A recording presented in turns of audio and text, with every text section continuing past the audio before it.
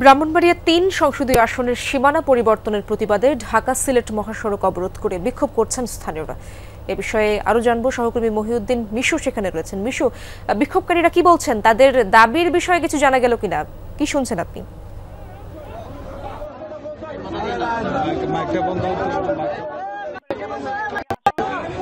আসন হলো ব্রাহ্মণবাড়িয়ার 2 এবং 3 আসনের যে বুদুন্তি এবং চান্দুরা ইউনিয়নবাসী, তারা কিন্তু এই 3 আসনই থাকতে 3 আসনের যে বুদুন্তি এবং চান্দুরা ইউনিয়নবাসী, তারা কিন্তু নির্বাচন কমিশনের সভাপতি তাদেরকে 2 আসন আশুগঞ্জ এবং সরাইলে দাবিতে দফায়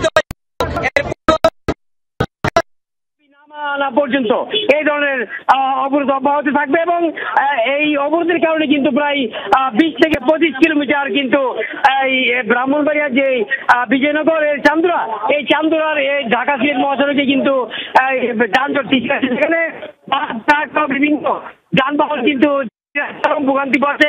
আমি যদি এই বিষয়ে সর্বদলীয় ঐক্য পরিষদের আহ্বায়ক অ্যাডভোকেট ঐক্য পরিষদের আহ্বায়ক অ্যাডভোকেট